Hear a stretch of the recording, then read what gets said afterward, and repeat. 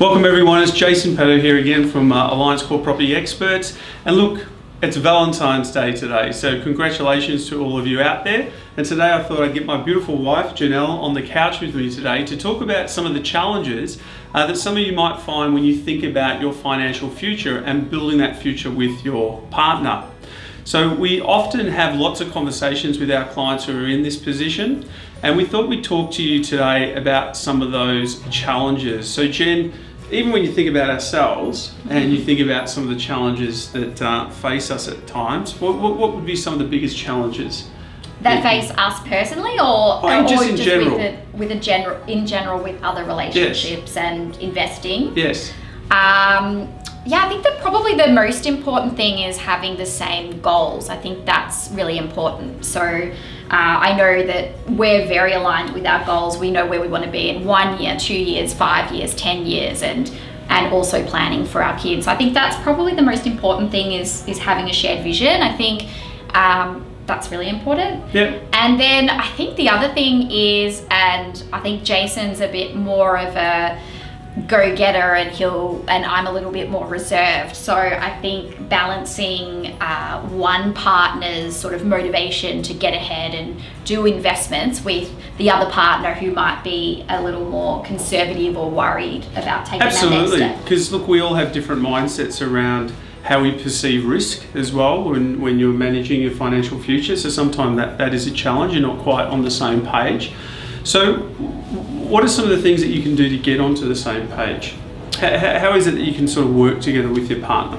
Well, step one for me is back to that goal piece. Get really clear about what you want to achieve. So if you want to pay off your home, if you want to have a retirement with a passive income of, well, usually people want about $100,000. If you want to send the kids to private school, you want holidays every year, all the things that we want, you have to get realistic about whether you can do that on your current income and super, which most of the time you can't, so you have to invest. So I think that shock value of I have to do something if I want to achieve these goals, so getting educated and understanding that to start with, and then really documenting or working with an expert who can help you put together a plan for achieving those goals. Yeah, and look, I think you hit the nail on the head when you spoke about education. I guess for us in our business, because we are also an education business, that is absolutely critical, because a lot of people's concerns or lack of confidence is just due to a lack of education.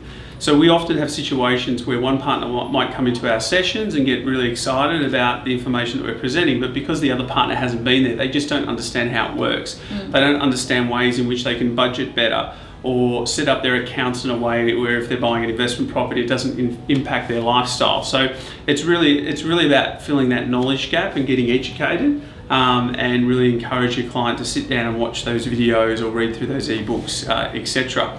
What are some of the other good habits? For us, I think one habit that we have, which is great, is how we manage our finances month to month. So without going into it in too much detail, I guess at the end of every month, we export all of our expenses from our bank accounts into a Google sheet, and then we analyze where our expenses are, and it's really like keeping on top of that month to month. You'll find that there is just so many opportunities for savings. So little things we have identified is how much we're spending on Uber Eats, which I think is really scary at times. So, trying not to do that. I guess, toasted sandwich. How much the kids are spending on Uber Eats? Yeah, there's a lot of kids sneaking Apple iTunes. There's been some scary expenses month to month. And then one massive thing that we did was we stopped shopping at the local greengrocer, which robs us blind, and started, shopping in Aldi and looking for more sales and things like that. And that cut our grocery bill considerably. I think, we saved about $700 a month just making some basic changes. So over the course of a whole year, that's pretty significant, and yeah. And I guess for us, it's just that mindset to understand that your finances, your cash flows, it's like running a business, and you treat it as such. We run our finances similar to the way in which we run our business. You've got money coming in, you've got money coming out. And often people don't pay attention to this. Sometimes they don't because they struggle with the finances. They don't want to know about the bills or the expenses coming through. but really it's about focusing your attention on this, having some good goals, revisiting your finances at least on a monthly basis, and obviously setting in some long-term goals that you both sort of agree to. What are some of the other resources that you could recommend? Well, I think it all comes down to that goal and education piece. So I know that at the moment we're offering complimentary strategy sessions with our senior coaching team. I think that's an excellent first point for anyone interested in having these conversations. We can talk about your goals and actually put together a projection of how you can achieve them through a range of different investment products. So I think that absolutely do that. And as I say to a lot of my clients, you've got to get your partner on board. Don't try to go home and explain a lot of the stuff that you might learn in these sessions.